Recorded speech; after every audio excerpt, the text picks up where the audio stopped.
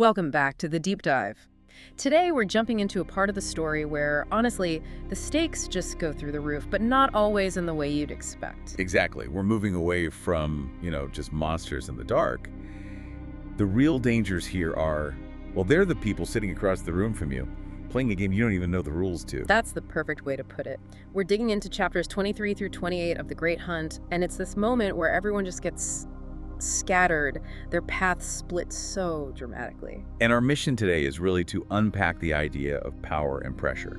We're looking at the rigid top-down power of the White Tower versus the subtle, silent, and frankly deadly politics of a place like Cairhien. Right, the great game, Daes Dae'mar. Daes Dae'mar. And we need to show you how our main characters, Rand, Egwene, Moiraine, how they deal with being completely out of their element. And what I find so fascinating, and what we're going to really dive into, is this idea that in a world that's all about making moves and having influence, sometimes the biggest move you can make is to do nothing at all. It's a masterclass in unintentional strategy, and it's absolutely critical to understanding what comes next. Okay, so let's set the stage a little. Before we dive in, let's just do a quick recap of where we left everyone. Right, so we're coming off this huge high point. Rand, with Hurin and Loial, has just pulled off this incredible heist. They got the Horn of Valere back, and maybe even more importantly, they got Mat's dagger back from Padan fame. But it was messy. Super messy. There was that whole accidental channeling thing, the portal stone, and boom, everyone is split up and thrown into completely new places. Exactly. So first you've got Rand's group, they land in Cairhien, and suddenly Rand, this shepherd from the middle of nowhere, has to pretend to be a lord. He is miserable. Oh, he hates it. You can feel it coming off the page. He's carrying this legendary banner and the horn, so he's basically walking around with a giant "pay attention to me" sign. He really is. Meanwhile, you've got the second thread, Egwene, Nynaeve, and Elaine, with men. They've gone from the chaos of the road to, well, a different kind of chaos. The White Tower. The most structured, rigid, hierarchical place you could possibly imagine. Yeah, they've traded, dark friends and fades for institutional pressure. They're novices now. Yeah. And it's less about fighting monsters and more about surviving the system. It's like a pressure cooker. And then there's our third thread, which is almost a dark mirror to the other two, Moiraine and Lon. They're still on the hunt, still tracking Fane.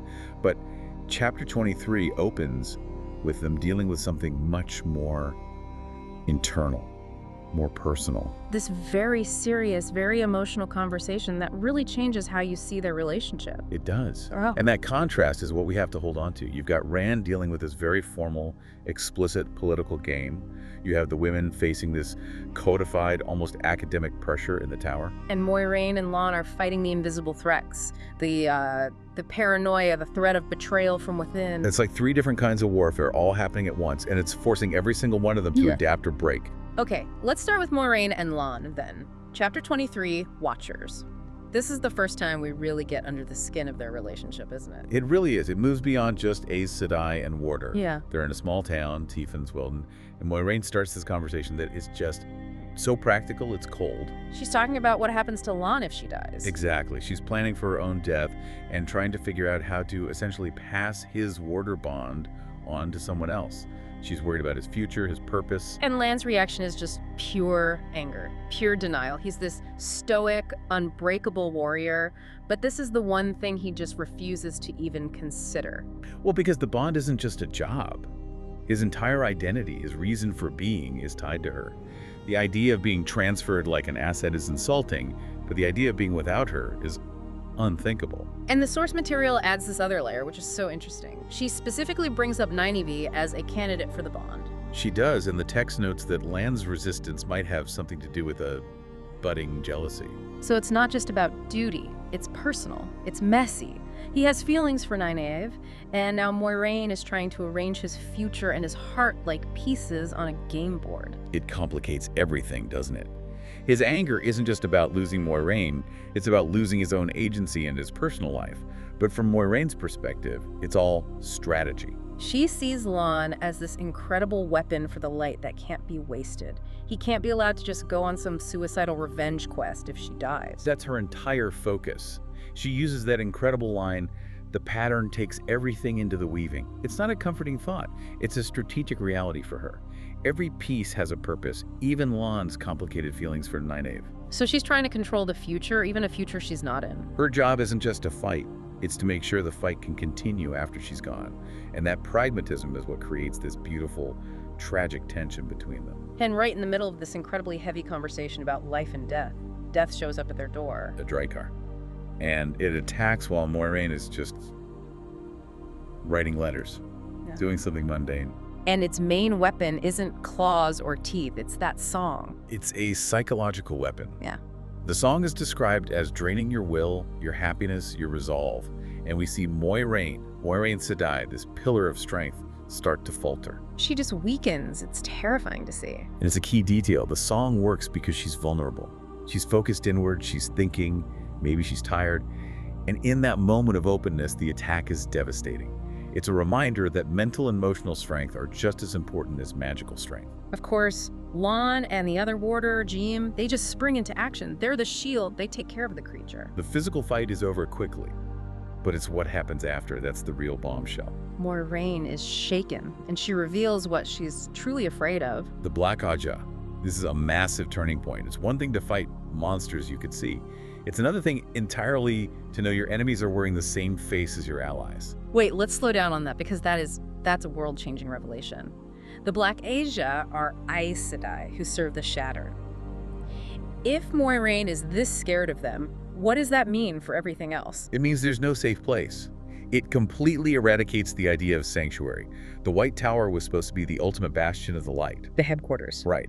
And now Moiraine is confirming that it's been infiltrated. Wow.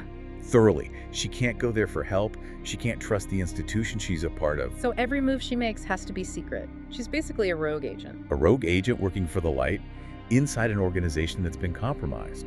It explains so much about her secrecy and her paranoia.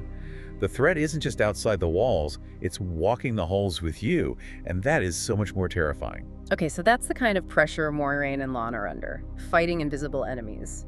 Let's pivot to the opposite of that in a way. The White Tower. Yes, where the chaos is all out in the open, it's systematized, it's part of the curriculum. Egwene, Nynaeve, and Elaine are now facing this machine, and it's designed to either forge you into something stronger or break you completely. It's survival through submission. You have to submit to the hierarchy, to the rules, and most importantly, to the one power itself. And we see that immediately with Nynaeve. She's the first one to go through the test in the Tearing Rail.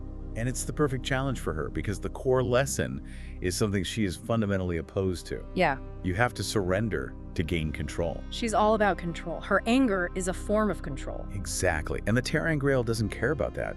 It finds your deepest, most paralyzing fear and makes you live it. For Nynaeve, that's not a monster or pain. It's helplessness. It's failing the people she's trying to protect. Can you break down what that test actually is? It feels like more than just a simulation. Oh, it's absolutely real to the person inside. It's a psychological gauntlet that manifests physically.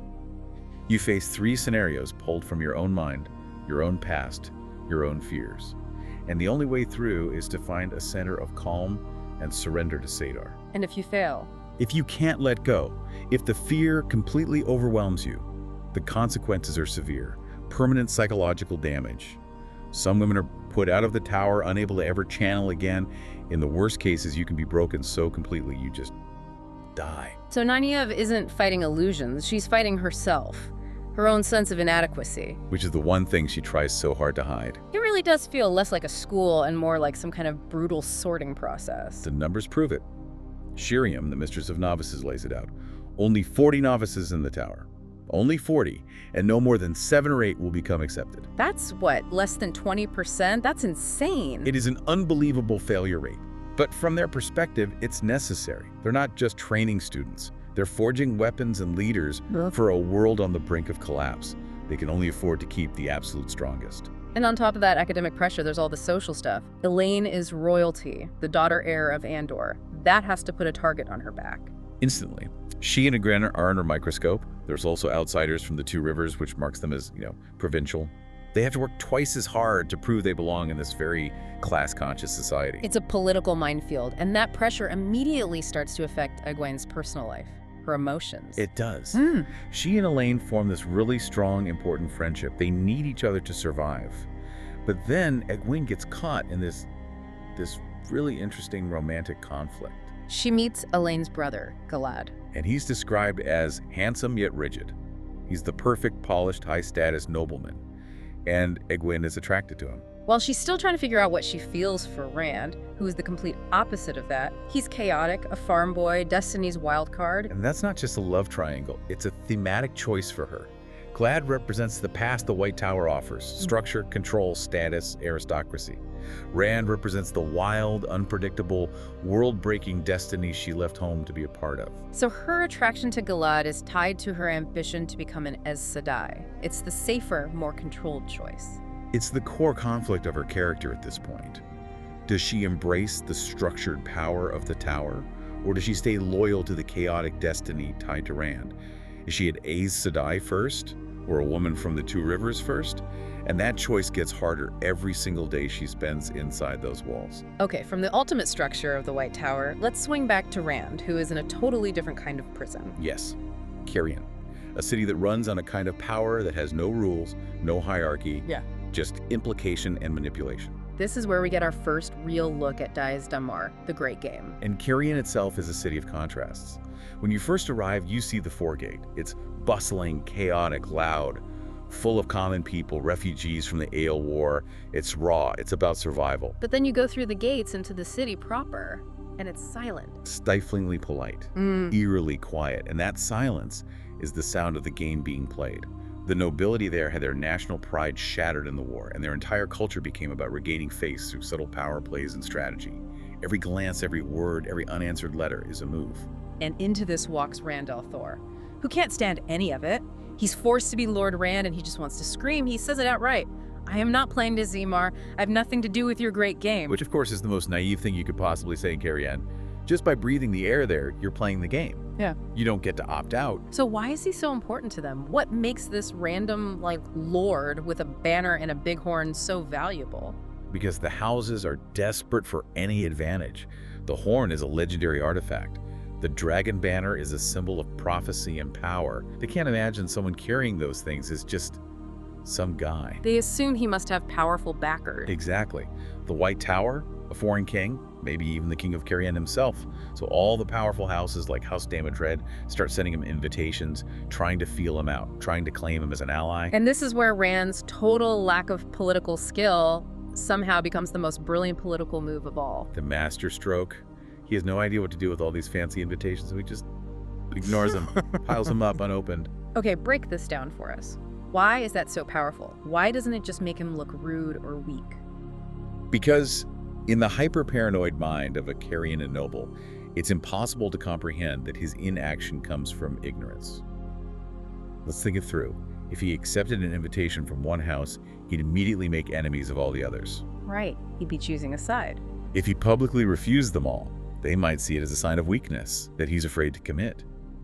But by doing nothing, by leaving the invitations unopened, they have to assume he's playing a much bigger game. A higher game. They think he must already be allied with someone so powerful, the king maybe, or some other major player, that these minor houses are simply beneath his notice. His silence implies immense, terrifying confidence. So he paralyzes them. Yeah. They're all too afraid to make a move against him because they don't know who is standing behind him. His ambiguity becomes his shield. He achieves perfect political neutrality, not through skill, but through being completely overwhelmed. He says, I am not for anyone in Cairhien, and I'm not against anyone. And he accidentally makes it true by weaponizing his own confusion. But come on, how long can that possibly last? Isn't that just dumb luck? Eventually someone's gonna call his bluff, right? That's the knife's edge he's walking on. It's a temporary shield. It only works as long as their paranoia is stronger than their ambition. The moment one of those houses gets desperate enough to force his hand, or the moment he makes a mistake and reveals he has no idea what he's doing, the whole thing collapses. Wow. Okay, so in the middle of all this accidental political genius, he runs into a familiar face. A very welcome familiar face.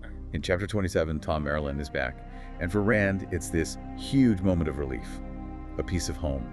A link to the person he was before all of this. It's a moment of hope, but Thom is not the same person we remember. Not at all. The carefree traveling gleeman is gone. He's been fundamentally changed by tragedy. The death of his companion, Dina. The sources make it clear she was killed as a direct result of the Great Game, caught in the crossfire of some petty noble squabble involving Lord Barthanes. And that's the point. It shows the real cost of Daes Dae'mar. For the nobles, it's a game. For people like Dana, it's life and death. Her death transforms Thom. His grief turns into this cold, focused desire for revenge. The artist becomes an assassin. He is going to kill Barthanes. This just rips the mask off the whole situation for Rand. He thought the game was just annoying formality. Thom shows him that it's deadly serious. And Thom's choice is a direct contrast to Rand's inaction. How so? Rand is trying to avoid the game. Thom decides that if the system is corrupt, the only answer is direct, personal, violent action. He's not playing their game, he's ending his part of it with a knife. And he also gives Rand this piece of incredibly important, hard-earned advice, specifically about the Aes Sedai. Yes. He's learned that you have to be suspicious of all power, even power that claims to be good. He gives Rand that classic, critical warning. Aes Sedai never lie, but the truth you hear may not be the truth you think it is. The truth you think it is. That's such a chilling and perfect way to put it. They're masters of omission and context. It's a lesson in manipulation. Thom is warning Rand that powerful people and organizations, whether it's the nobles of Cairhien or the Aes Sedai, the White Tower, will always try to tangle you in their plans and use you for their own ends. Thom's own path is dark, but at least it's his own. He's choosing it. Exactly. And his story serves as this brutal wake-up call for Rand about what's really at stake. Which, as you said, sets up that question we're going to leave you with at the end. Which is the better way to fight a corrupt system? Yeah. Thom's direct action or Rand's passive resistance? A very tough question. Okay, so Rand has been warned. He's accidentally playing the game perfectly, but the danger doesn't care. It finds him anyway. Chapter 28, The Shadow in the Night. This is where everything just boils over. All the different pressures just collide. A Trolloc attack in the Foregate. Right, which proves that the Shadow doesn't care about his political games. It's hunting him directly. The external threat is here, and he can't ignore it. And Rand fights. He uses his sword, that heron-marked blade, and you can see Lan's training paying off. He's becoming a warrior, but he's not the hero of this scene. No, the hero is Loial, gentle, quiet, book-loving Loial. He sees Rand is in trouble, and he just acts. He uses his Ogier strength and saves Rand's life. It's this incredible moment of unexpected violence from the most peaceful character we know. And the cost of that violence is huge for him. Ogier are builders, not fighters. For him to kill something, even a Trolloc, is a deep spiritual wound. You see him afterwards just in shock. Rand says something like, even a Trolloc, which really highlights the difference. For Rand, it's self-defense. For Loial, it's a violation of his very nature. It shows how the Shadow corrupts everything. It forces good and peaceful people to commit violence just to survive. But the fight itself is almost a distraction from what happens immediately after. Something even scarier. An explosion.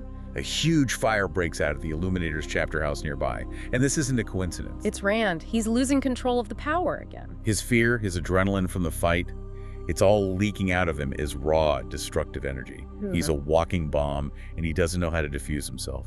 The terror he feels about being the Dragon Reborn is literally setting the world on fire around him. He's a weapon that he can't control, and he's trapped in a city full of enemies, both visible and invisible. It's an impossible situation. And just when you think it can't get any more complicated, he gets a note. A very cryptic, very alluring note, sealed with a crescent moon and stars. Selene, the mysterious, beautiful woman from the other world, is back. She's back. And she's actively looking for him at Cairhien. Her return just throws another massive complication into the mix. Is she part of the Great Game? Is she something else? We have no idea. She blends the political intrigue with this romantic, almost prophetic destiny. She's offering him an easier path, a version of his destiny where he embraces his greatness. It's a huge temptation, and it's the polar opposite of the hard, dutiful path Moiraine is forcing him down. So Rand is completely trapped. He's being hunted by Trollocs, he's being manipulated by nobles, he's being tempted by Selene, and the whole time the clock is ticking on Mat's life. Exactly. The one thing they actually need to be doing, getting that dagger back to save Mat, is being drowned in all this chaos. The intrigue, the attacks, it's all a distraction from their real, urgent mission. It forces them into their next desperate move. What an incredibly dense and explosive set of chapters. We've watched all these characters get thrown into these high-pressure situations that are designed to define them. You have the White Tower, which demands this rigid discipline and forces Egwene and Nynaeve to face the terrifying reality of their own power. And then on the other side, you have Rand in Cairhien, navigating the Great Game, where somehow the best move for him was no move at all. He used their own paranoia against them. He really did. But through it all, The one thing that seems to hold them together, the one anchor they have, are those personal bonds. Right. Len's devotion to Moiraine, the new friendship between Egwene and Elaine, Rand's relief at seeing Thom again, that's the stuff that keeps them from breaking under all this pressure. It is. Which brings us back to that central question, that moral dilemma that Thom Merrilin's story brings up. He's living in this world of Daes Dae'mar, this world of impersonal politics where betrayal is just part of the game, and he chooses something very different. He chooses active, bloody, personal revenge for Dina's death. So we want to leave you with this to think about. In a system that's that corrupt, is Thom's direct, violent action actually more honest, maybe even more effective at protecting people than Rand's cautious, passive political strategy? Which path is the right one when the game itself is rigged? Is it better to refuse to play or to just flip the whole board over? Something to ponder. Thank you so much for joining us for the deep dive. We'll see you next time as we dive into the next stack of sources. Stay well informed.